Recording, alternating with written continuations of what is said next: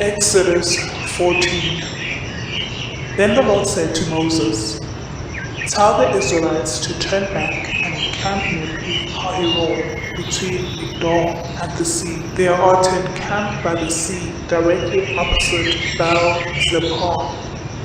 Pharaoh will think, the Israelites are wandering around the land in confusion, hemmed in by the desert. And I will harden Pharaoh's heart, and he will pursue them. But I will gain glory for myself through Pharaoh and all his army, and the Egyptians will know that I am the Lord." So the Israelites did this. When the king of Egypt was told that the people had fled, Pharaoh and his officials changed their minds about them and said, "What have we done? We have let the Israelites go and have lost their services."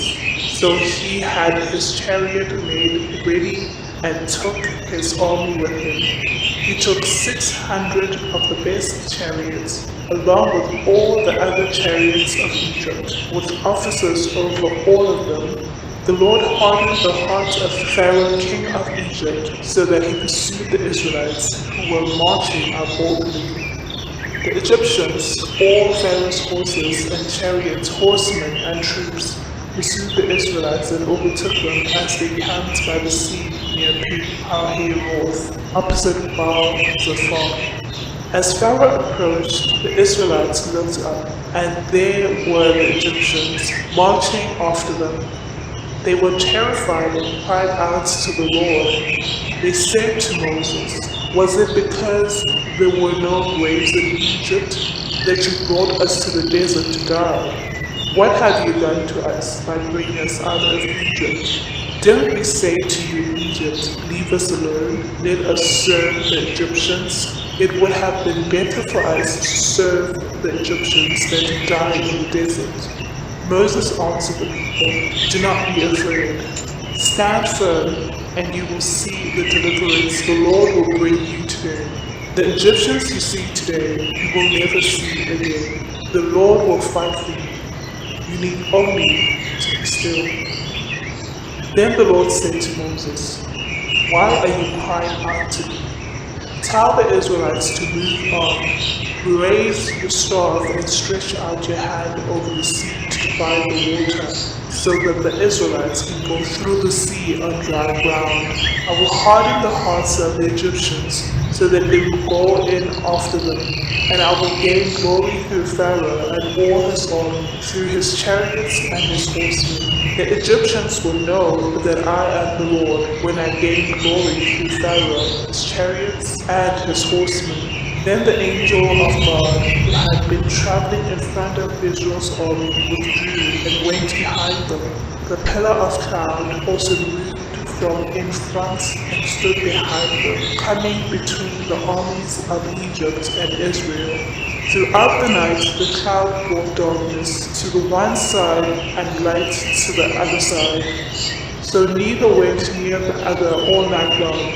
Then Moses stretched out his hand over the sea, and all that night the Lord drove the sea back with a strong east wind and turned it into dry land.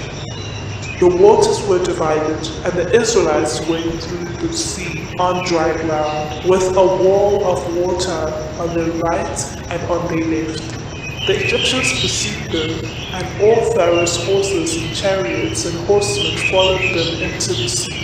During the last watch of the night, the Lord looked down from a pillar of fire and cloud at the Egyptian army and threw it into confusion. He made the wheels of their chariots come off so that they had difficulty driving, and the Egyptians said, "Let's get away from the Israelites. The Lord is fighting for them against Egypt."